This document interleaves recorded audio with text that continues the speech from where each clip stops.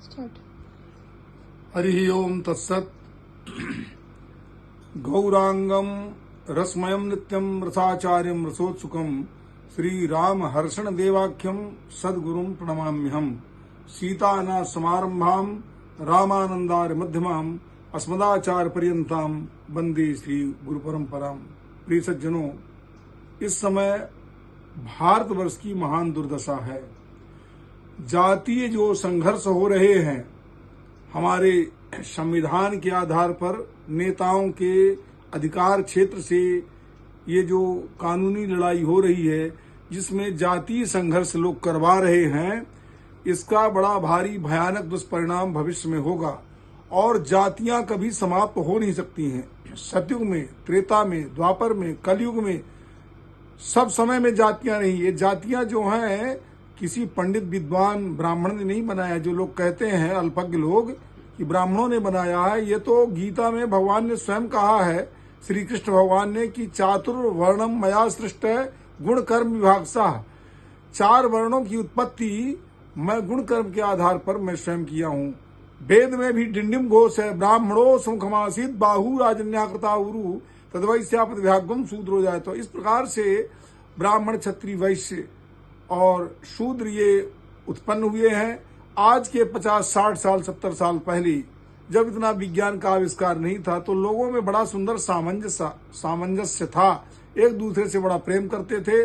पर आज हृदय में आंतरिक कलुषित भावना हो चुकी है। ये राजनीति के कारण लोग वेद शास्त्रों को, सनातन धर्म को, राम को, कृष्ण को अपशब्द बोलते हैं, ब्राह्मणों को अपशब्द बोलते हैं।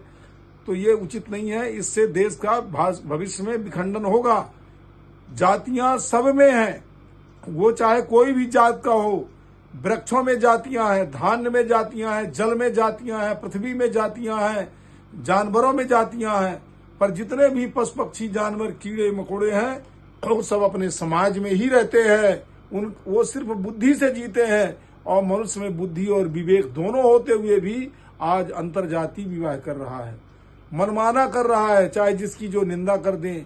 अपढ़ लोग भी जो कुछ पढ़े नहीं है, सिर्फ पद लोलुपता के लिए कि राजनीति में हमको मुख्यमंत्री, प्रधानमंत्री, अध्यक्ष, राज्यपाल बनाया जाएगा और पैसा बटोरेंगे, इसके लिए आज अपना धर्म कर्म सब नष्ट कर दिए हैं।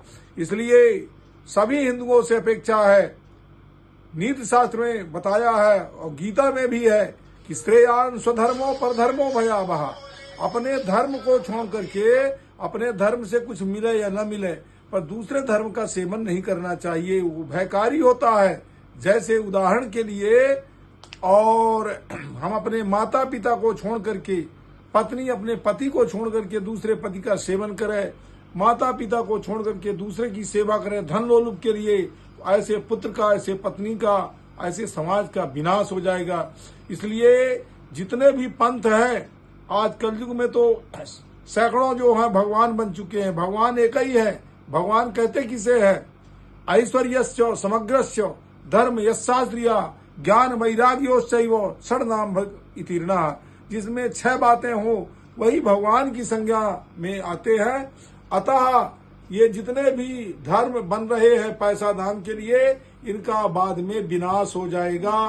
क्योंकि रामायण में तुलसीदास जी ने लिखा है कि हरित भूमि तृण संकुल है, समुझ पर ही नहीं पंथ, जीव पाखंड विवाहते लुप्त हो सदग्रंथ। इसलिए मेरे कहने का तात्पर्य ये है कि सभी समाज को एक सूत्र में बंध के रहना चाहिए।